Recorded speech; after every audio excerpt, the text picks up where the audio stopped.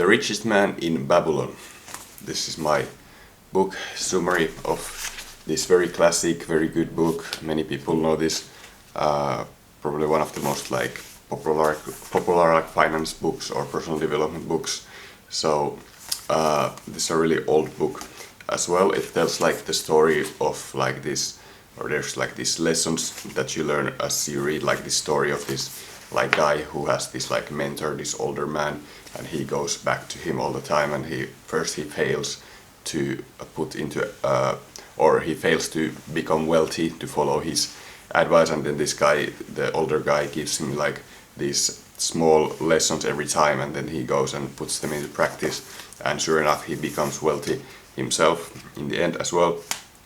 And so the first thing, the most important I think of all of these ideas from this book is that you must say that, or you must decide that a part of what you earn is yours to keep, and that should be no less than 10% of your income. So if you earn 100, you put 10 away. They talk about this, of course, not about that much money. They talk about pennies. If you have 10 pennies, 10 coins, you put 1 coin away. That's the rule, and no less than that. And what you will find is that it's not difficult at all to live on that 90% of your income. The problem is that if you don't do that, you will always find, of course, used for that extra 10%, you can always, your desires will always find a way to spend more money. So if you want to build wealth, you need to put 10% away every time. He even says that you are a fool if you don't do that, and you might as well be like a slave, because really, if you think about it, you are really no better working and then spending everything than the slave who is just working for food and shelter and for clothing. He has the clothes, he gets some food, he gets to sleep under a roof. But how are you better if you just throughout the years always just stay at the same spot? You just work and you pay all your money to someone else. You buy new shoes, you buy fancy foods at a restaurant, and you spend everything, give the money away to someone else. You're not building any wealth for yourself. It might feel like you're living nice if you eat nice at nice restaurants or something like that, but you're just making other people rich. So you need to put 10% away. And then second thing is that money needs to make you more money. It cannot just sit there under a mat or something. It needs to be, they say in this book, every coin you earn must make more coins, or they must go to work for you. The money must go to work for you, so that you don't need to work always for more money, but the money works also for you.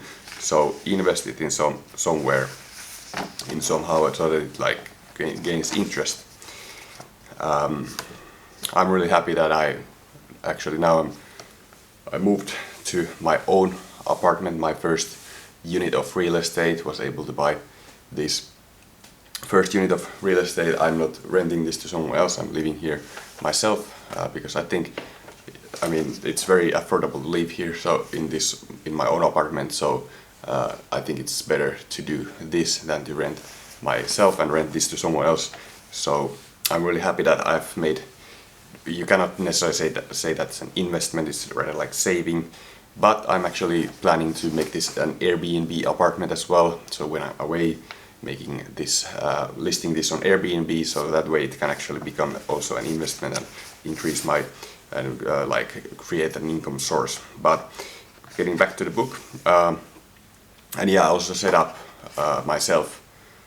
Actually, just had a call with the bank, and they, with the bank, I made an automatic system where the 10% of my income is it's taken away from my bank account every day. The same day that I get my salary, the 10% goes away right away. So it should be something like that. It's really, this is very important that the 10% goes away. It's so easy to spend it otherwise on something else. And really the necessities, let's talk about that a little bit more.